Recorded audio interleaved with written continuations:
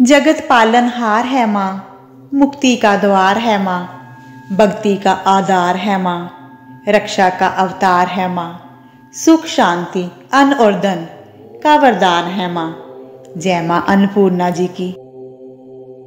माँ के प्रिय भक्तों, आज हम आपको माँ अन्नपूर्णा की एक प्राचीन कथा सुनाने जा रहे हैं।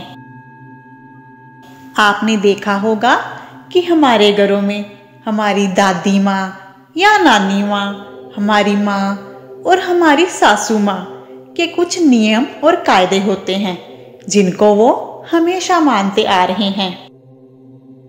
इन नियमों की पालना से जीवन में सुख समृद्धि बनी रहती है। पुराने रीति रिवाजों के साथ उनका विश्वास जुड़ा होता है। उन नियमों की पालना करने से परमात्मा की अपार कृपा होती है। जिन परिवारों में प्राचीन विश्वास और नित्यनेम माने जाते हैं, उन परिवारों पर माँ अन्नपूर्णा की अपार कृपा होती है।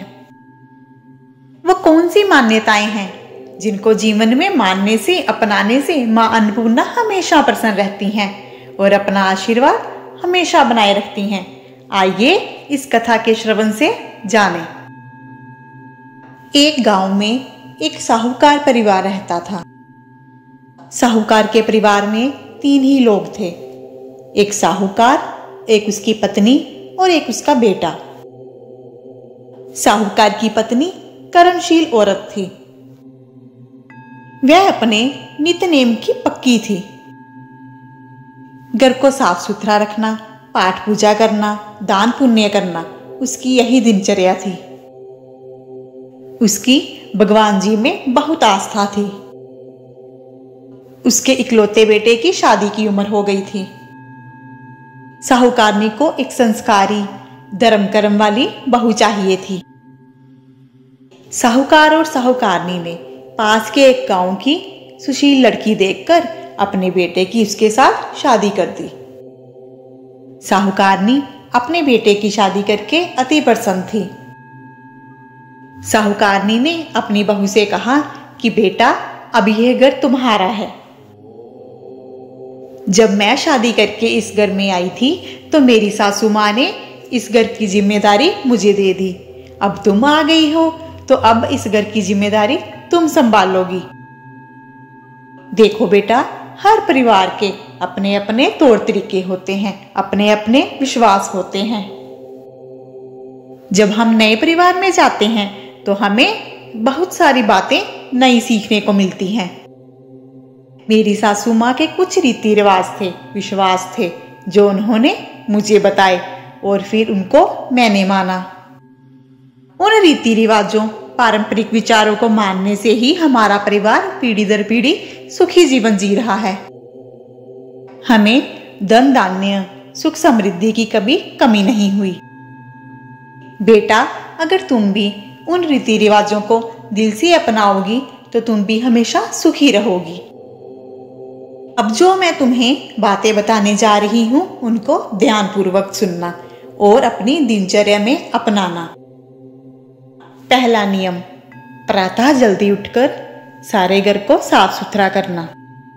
दूसरा नियम, घर को साफ करने के बाद स्नान करना। तीसरा नियम, स्नान करने के बाद सूर्यदेव भगवान जी को नमस्कार करना, अर्थात उनको जल अर्पित करना। चौथा नियम, तुलसी माँ को जल अर्पित करना। पांचवा नियम, ठाकुर जी को भोग लगाकर पूजा करना। छठा नियम, माँ अन्नपूर्णा को स्मरण करते हुए, उनका मंत्र जाप करते हुए रसोई घर में खाना बनाना। सबसे जरूरी बात, आटा गूंथकर आटे के ऊपर उंगलियों की छाप छोड़ना। ऐसा करना शुभ होता है। इससे माँ अन्नपूर्णा प्रसन्न रहती हैं और अपना आशीर्वाद हमेशा बनाए रखती हैं। अन्न के भंडारे में कभी भी कमी नहीं आती। रोटी बनाते समय 2 रोटी अधिक बनानी है। हमेशा पहली रोटी गाय माता के नाम की निकालकर उसको प्रेम से गाय माता को खिलाना है और आखिरी रोटी प्रेम भाव के साथ कुकुर को खिलानी है। बहू ने सारी बातें प्यार से सुनी और अपनी सासू माँ से बोली कि माँ, आप फिक्र मत करो, जैसा आपने बोला मैं वैसा ही करूंगी। बहू ने ठीक वैसा ही किया जैसा सासू माँ ने उसको बताया था। वो सुबह जल्दी उठती, सारे घर को साफ सुथरा करती। घर को साफ करने के बाद पानी भरकर स्नान कर लेती, सूर्य देव को जल देती, तुलसी मैया की पूजा करती और फिर ठाकुर जी को भोग लगाती। रसोई घर में बहू माँ अन्नपूर्णा को स्मरण करके सबके लिए खाना बनाती, अपने लिए भी बना लेती और 2 रोटी अधिक बनाती। पहली रोटी गाय माता के नाम की बना के बड़े ही प्रेम भाव से गाय माता को खिला देती और आखिर वाली रोटी कुकुर को खिला देती। परंतु उसके साथ एक बहुत बड़ी दुविधा हो गई। वो हर दिन सबके लिए खाना बनाती, सबके साथ साथ अपने लिए भी बनाकर रख लेती। जब सब खाना खा लेते तो वो खाना खाने बैठती, परंतु उसके लिए कभी कोई रोटी बची ही नहीं। वो हर दिन सिर्फ सब्जी खाकर गुजारा करती और जब कभी वो चावल बनाती तो चावल सब्जी खा लेती, उसके लिए कभी रोटी बची ही नहीं। वो हर बार पिछली बार से अधिक आटा गूंथती, परंतु फिर भी उसके लिए रोटी नहीं बची। वो हर दिन कमजोर होती जा रही थी और परेशान भी रहती थी और सोचती रहती कि मेरे साथ ऐसा क्यों हो रहा है। मैं हर बार अधिक से अधिक आटा गूंथती हूँ, फिर भी मेरे लिए कभी रोटी नहीं बची। ऐसा कब तक होगा और क्यों हो रहा है। एक दिन जब बहू रसोई घर में सब्जी काट रही थी तो उसके हाथ में चाकू लग गया, जिसकी वजह से उसका हाथ जख्मी हो गया। हाथ जख्मी होने की वजह से उसकी सासू माँ ने उसको बोला कि बेटा, आटा मैं गूंथ लेती हूँ, तुम रहने दो।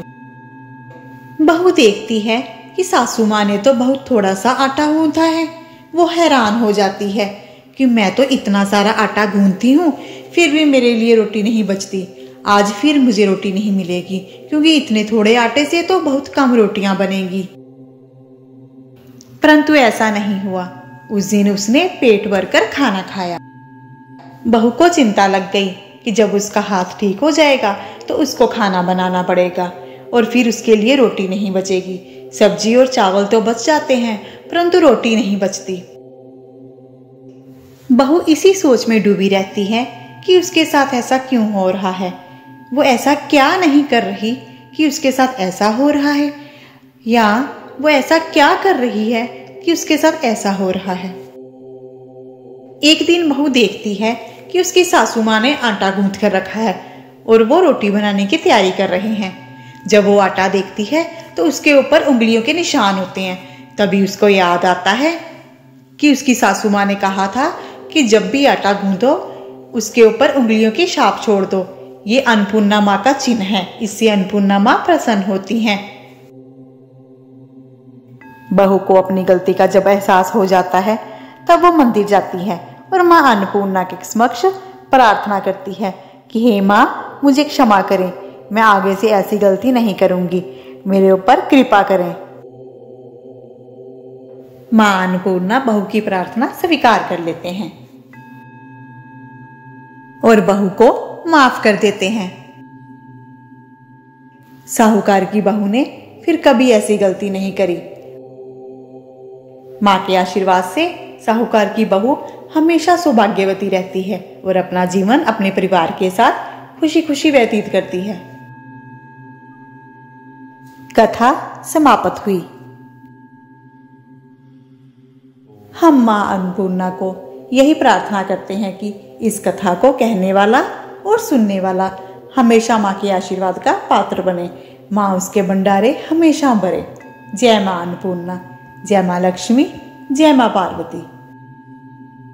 माँ के भक्तों, आखिर में बस हम आपसे यही प्रार्थना करते हैं कि आप हमारे चैनल दिव्य शक्ति को सब्सक्राइब कर लीजिए और बन जाइए हमारे इस दिव्य सफर में हम सफर।